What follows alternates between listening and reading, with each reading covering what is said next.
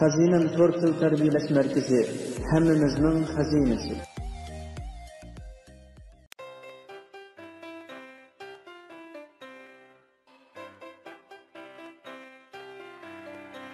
Urg'oqdiki o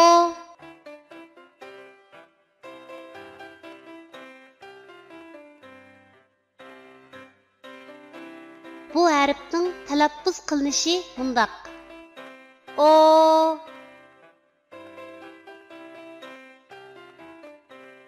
Endi bu harfni o'z ichiga olgan misollarni ko'rib o'tamiz. O'ning ayrim shakli. Misol o'q. O'ning ayrim shakli.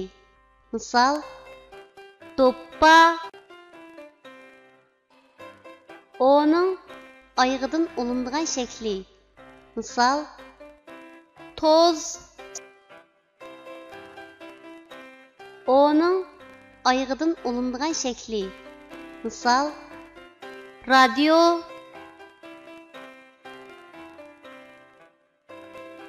Tuanda biz rasmga birlashtirib, yuqorida o'rganib o'tgan harfning to'g'ri yozilish tartibini mashq qilib o'tamiz.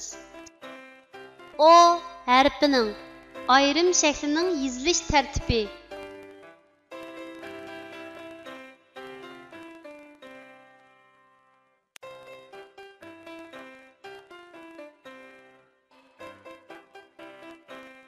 To'ppa. O harfining ayrim shaklining yozilish tartibi.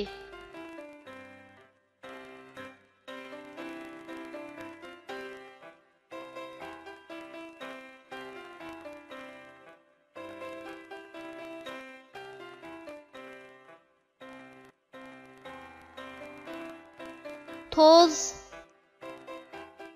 O harfining oyog'idan olinib keladigan shaklning yozilish tartibi.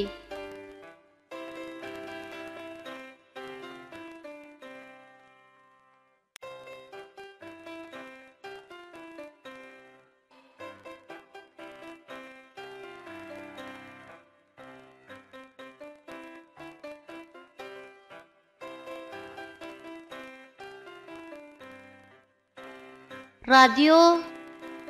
O harfining oyog'idan olinib keladigan shaklning yozilish tartibi.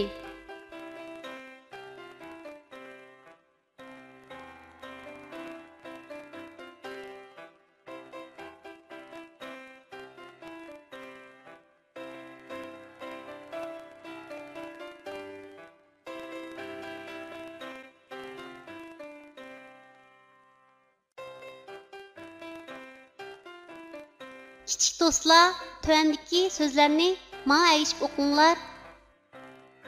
On, ot, ton, o, ra, ora, no, ta, nota, o, ta, ota.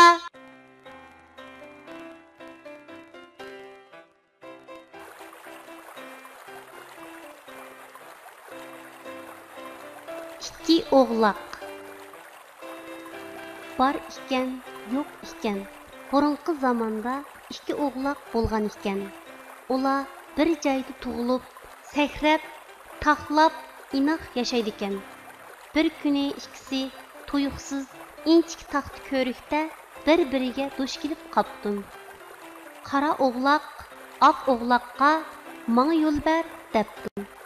Oq oğlaq "Yo'q, sen bana yol ber" debdi.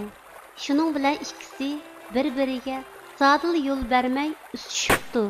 Taqishib, oxiri her ikkisi suvga tikmollab tushibdi.